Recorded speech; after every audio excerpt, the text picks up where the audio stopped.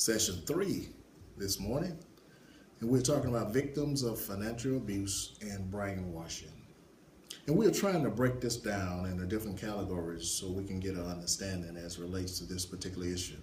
And it is something that is prevalent in our society today. Women are more likely to experience financial brainwashing or abuse in multiple relationships and also in post-separation. Now let me say that again. Women are more likely to experience financial abuse in multiple relationships and post-separation. Women experience financial abuse in relationships were more likely to be heterosexual and living as married. With the highest prevalence of financial abuse occurring amongst full-time working women. Now listen at this. The most highest occurrences occur with full-time working women and women working part-time. And it's also affects our elderly people, but that's for another lesson. But I want to clue you in on that. Heterosexual relationships, people in same sex or bisexual relationships were more likely to be victims of financial abuse than the rest of the population. Isn't that interesting? In addition, those with a disability were also more likely to be victims of financial abuse in an intimate relationship.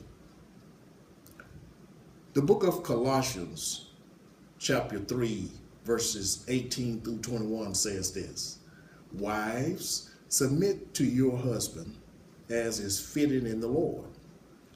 Husbands, love your wives and do not be harsh with them. Children, obey your parents in everything, for this pleases the Lord. Fathers, do not provoke your children, lest they become discouraged. Men and women, we have a responsibility as believers to carry out our responsibility not only to God, but to each other.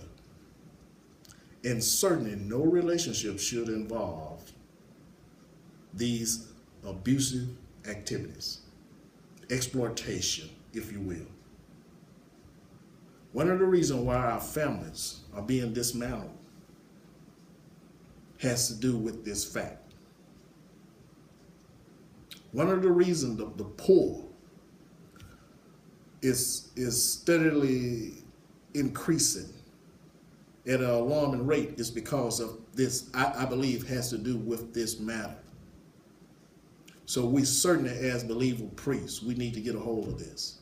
The church need to have a handle on this in our own personal lives, because the individuals, you are the church.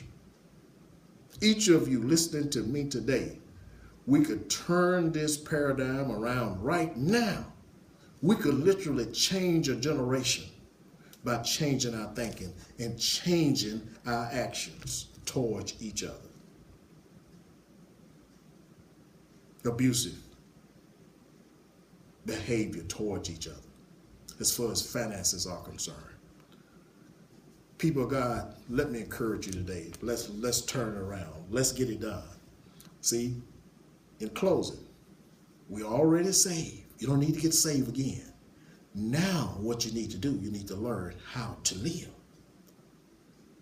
And we need to dwell with each other according to knowledge. The husband to his wife, and the wife to her own husband, and also the children to the father, and the father to his children. We need to learn how to live. So I encourage you this morning. Let's get it done. Thank you for your time. God bless you.